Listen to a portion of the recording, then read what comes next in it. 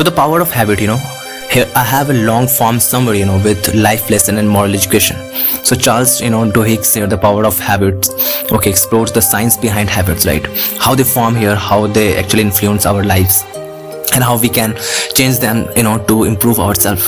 The book is divided into three sections: individual habits here, organizational habits, and societal habits. Through engaging stories and scientific research, Duhigg reveals the mechanisms of habit formation and transformation, right?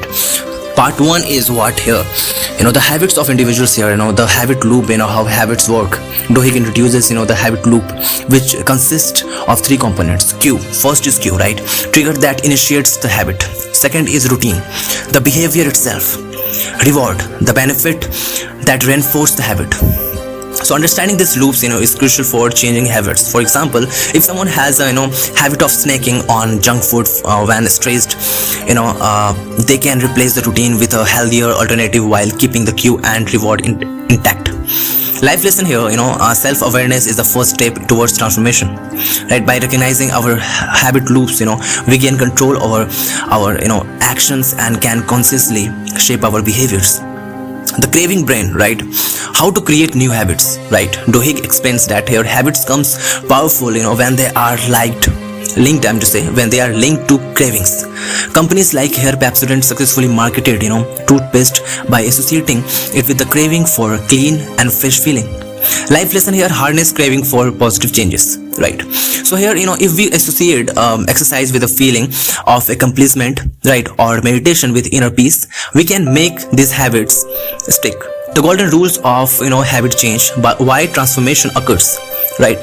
Okay, so Duhigg here emphasize that you cannot eliminate a bad habit, right? You can change it. You can just change it. You cannot eliminate a bad habit. You can change it.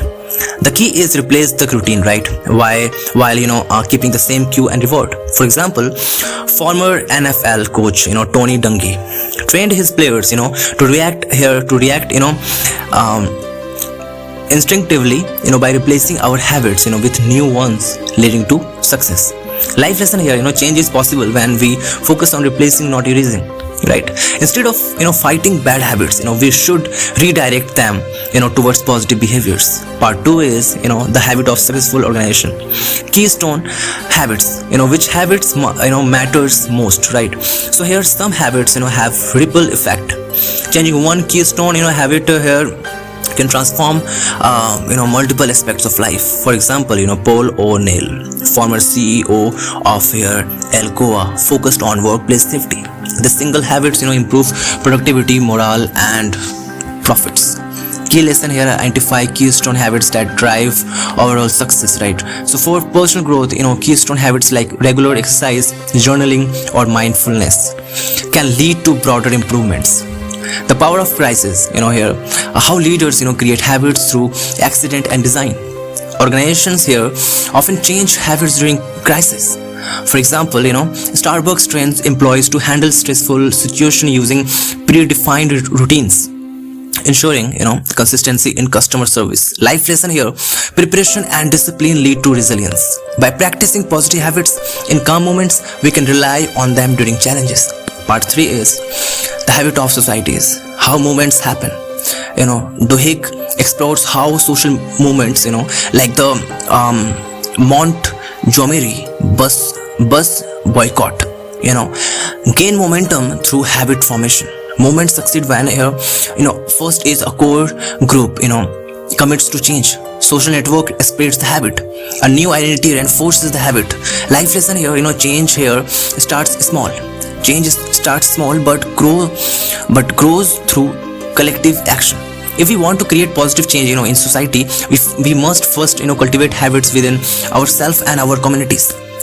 The neurology of free will, are we responsible for our habits? So Duhigg discusses cases where habits seem uncontrollable, such as gambling addiction.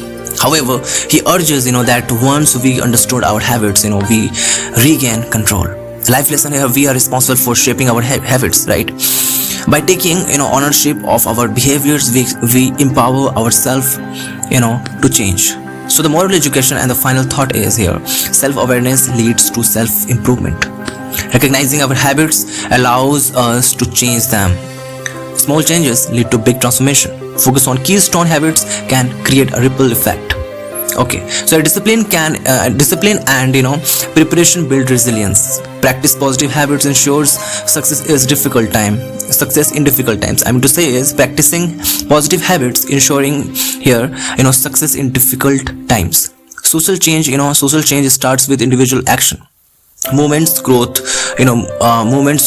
when people commit to new habit. We are responsible for our habits. Understanding habits gives us the power of shape our lives. So here the reflection here, the final reflection is here: the power of habits teaches us that habits shape our destiny. By mastering them, we can transform our lives, organizations, and even society. Right. So here the question, that how can the concepts in this book apply to daily life, right? So here the power of habits is not just about a theory. It offers practical insights that can transform daily life in powerful ways. So here are a few applications. Building better personal habits. Morning routines here, optimization, understanding the habit loop, cue, routine, and reward, right? Okay, so can help you establish a productive morning ritual. If checking your phone first thing is a habit, try swapping here it for exercise or journaling while keeping the reward feeling energized and here focused. Health and fitness here, craving drive habits, so link exercise to a positive feeling like the rush of endorphins or accomplishment to make it lasting habits. Productivity and work efficiency, right? So keystone habits for success, identify one strong habit that that influences multiple areas, like planning your day every morning. This can improve focus, efficiency, and discipline. Habit stocking, that here pair an existing habit with a new one, like listening to education podcasts while commuting to maximize learning effortlessly. Okay, so next point is emotional and mental well-being. Breaking negative cycles. Instead of fighting a bad habit, replace the routines. If stress leads to binge eating, okay, replace the habit with a healthier stress relief routine like deep breathing or a short walk. Mindfulness here and self-awareness, here observing your habits helps you break automatically behaviors and make conscious choices, leading to more intentional living. Social and relationship growth here, strengthening connection here, small habitual gestures like checking in on loved ones, sending thoughtful messages, or expressing gratitude can deepen relationships. Building influence and leadership, right? So here successfully leaders recognize the power of collective habits and foster positive change by creating structural behaviors in teams or communities. Society impact and moral education, right? So driving here change through movements, right? Social habits define culture. Understanding how movements succeed through habit formation and identity shifts can help you inspire positive social change in educational and community setting. So personal responsibility here. The book highlights free will and accountability, reinforcing the lessons that we are responsible for shaping our habits and by extension our lives. So what is the main idea of the power of habits here?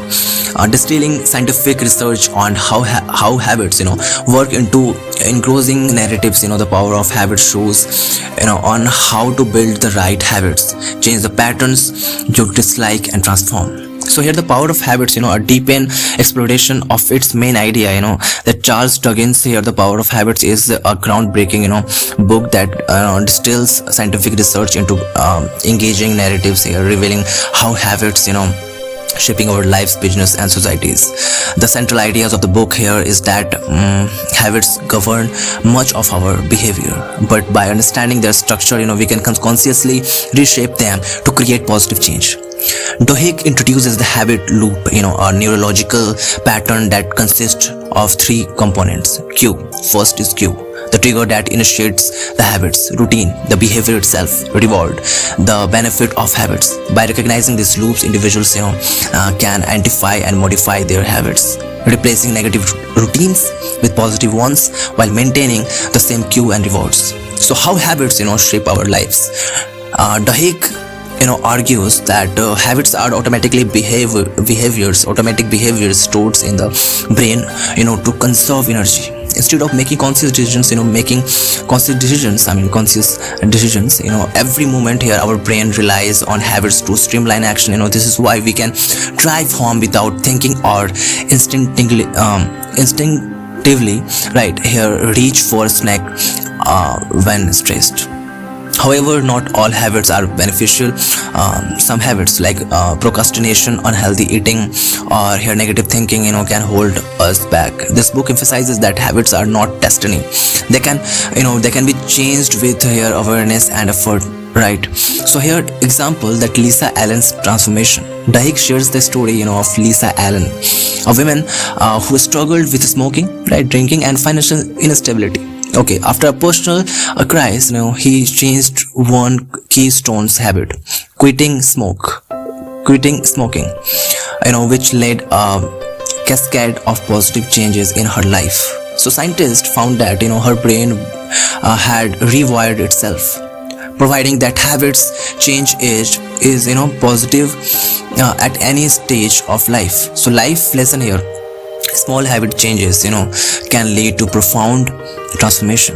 The science behind habit formation. Duhigg explores how habits are formed and reinforced in the brain. The basal ganglia, a deep structure in the brain, is responsible for storing habits. Once a habit is formed, it operates automatically, freeing up mental energy for other tasks. The role of craving, habits becomes powerful when they are linked to craving. For example, toothpaste becomes popular in the US, right, because advertisers create a craving for the fresh, clean feeling after brushing, right? So life lesson here: to build a new habit, associate it with a positive craving. So here changing habits, the golden rule here, Duhigg here emphasizes that you cannot eliminate bad habits, but you can change it. The key is to replace the routine, while keeping the same cue and reward. Example here, the examples here, Tony Dungy's coaching strategy. NFL coach. Okay, Tony Dungy trained his players to react instinctively by replacing old habits with new ones. His method led to remarkable success, providing that habit transformation works in high pressure environment. Life lesson here: change is possible when we focus on replacing, not erasing, right? So the power of keystone habits here: some habits have ripple effect. Changing one keystone habit can transform multiple aspects of life. Example, Paul O'Neill's leadership at Alcoa. When Paul O'Neill, becomes CEO of Alcoa, he focused on workplace safety. The single habits improved productivity, morale, and profits. Here demonstrating that keystone habits drive success. So here life lesson, INT, keystone habits that drive overall improvement. So habits in organizations and society. So Duhigg explores how habits shape companies and social movements. Example here: Starbucks and willpower training. Starbucks train employees to handle stressful situation using predefined routines, ensuring consistency in customer service. Example here, Montgomery bus boycott. The civil rights movements succeeded because activists create social habits that spread through networks, reinforcing collective action. So life lesson here, the life lesson here, social change starts with individual habit shift. Moral education and the final thoughts is here: self-awareness leads to self-improvement. Recognizing our habits allows us to change them. A small change leads to big transformation. Focus on keystone habits can create a ripple effect. Discipline and preparation build resilience. Practicing positive habits ensures success in difficult time. Okay, so social change starts with individual action. Movements grow when people commit to new habit. We are responsible for our habits. Understanding habits gives us the power of shape our lives. So here the final reflection, the power of habit teaches us that habits shape our destiny. By mastering them, we can transform our lives, organizations, and even society.